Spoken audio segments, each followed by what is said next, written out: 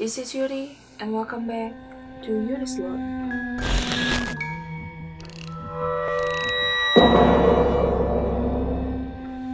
Kali ini Yuri datang kembali membawa sebuah urban legend yang berasal dari Filipina. Urban legend ini masih sering didengar sampai sekarang, bahkan masih ditakuti, terlebih oleh para anak-anak. Mau tahu urban legend tentang apa yang akan Yuri bahas sekarang? Ayo kita langsung masuk ke pembahasan. Are you ready enough?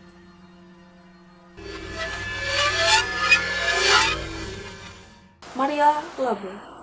Maria Labu adalah sebuah urban legend dari Filipina yang berkisah tentang seorang wanita yang sudah memiliki anak yang berubah menjadi kanibal karena sebuah kutukan yang menimpa dirinya. Sejauh dari informasi yang aku ketahui, tidak ada panggilan lain untuk Maria Labu.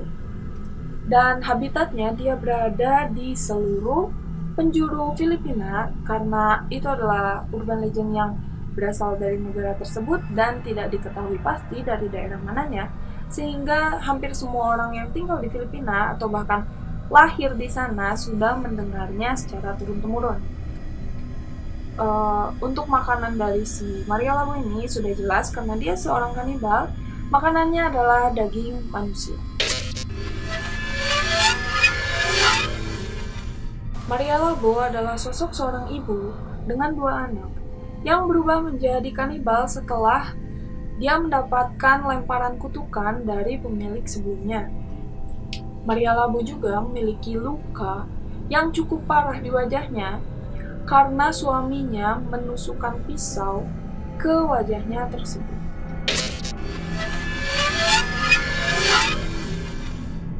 Sebelumnya, Maria Labu adalah sosok ibu yang normal, sosok seorang wanita yang memiliki 2 orang anak, juga seorang suami dengan kehidupan keluarga yang normal walaupun mereka tidak hidup layak. Sampai suatu hari, perekonomian mereka kian memburuk, dan mau tak mau Maria Labu harus bekerja demi mendapatkan uang tambahan agar bisa membantu suaminya. Sampai ia menemukan sebuah pekerjaan, yaitu untuk menjaga seorang lansia, seorang kakek tua yang sudah sakit dan sudah tua tidak berdaya, yang hanya bisa terbaring di ranjangnya. Dengan iuran gaji yang sangat tinggi, tentu Maria Labu menerima pekerjaan tersebut. Maria sempat bingung, mengapa keluarganya, bahkan anak-anak dan cucunya tidak mau untuk merawat sang kakek tersebut. Padahal sang kakek hanya terbaring lemah di ranjang dengan keadaannya yang tak bisa melakukan apapun karena stroke yang dideritanya. Lalu seiring berjalannya waktu, Maria mulai merawat sang kakek tersebut tanpa ada tekanan sedikit pun. Lama-lama dia tidak menaruh curiga akan mengapa gaji yang ia berikan ini sangat tinggi hanya untuk merawat sang kakek. Tapi setidaknya yang Maria pikirkan adalah dia bisa menabung uang-uang tersebut untuk kehidupan yang lebih layak bagi anak-anaknya. Hingga akhirnya, pada suatu hari, setelah bekerja bertahun-tahun lamanya, Maria memutuskan untuk keluar dari pekerjaan tersebut.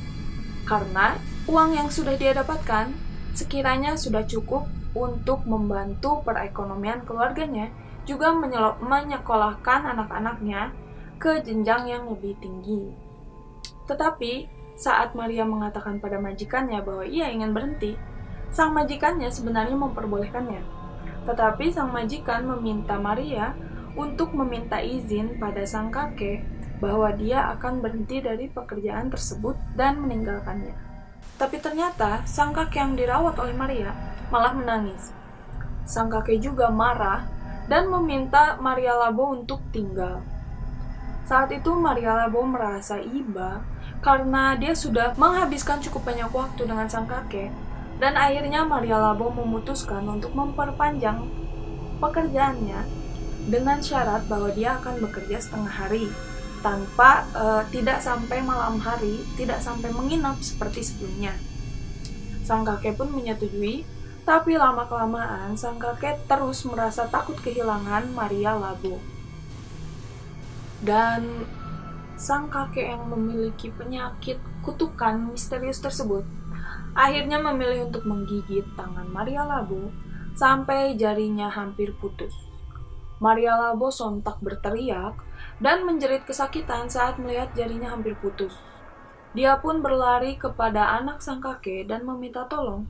Tetapi saat anak sang kakek melihatnya berdarah karena habis digigit, si anak tersebut malah berlari, dan meninggalkan Maria Labo kesakitan sendiri.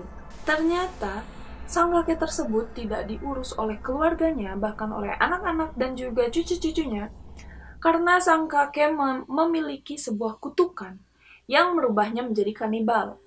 Sang kakek pun sakit karena sengaja dilumpuhkan oleh para anak-anaknya agar ia tidak bisa melakukan apapun. Dan gaji yang tinggi untuk Maria adalah gaji yang setara dengan resiko yang terjadi pada Maria sekarang ini. Awal mulanya, Maria tidak merasakan hal aneh setelah dirinya diobati. Tetapi lama-kelamaan, Maria merasa setiap dia melihat manusia, terlebih jika dia melihat daging segar, nafsu makannya itu semakin meninggi, bahkan sampai tak terkontrol. Pernah Maria sampai menggigit lengan, juga pahanya sendiri sampai berdarah, karena dia merasa haus akan darah dan juga daging manusia.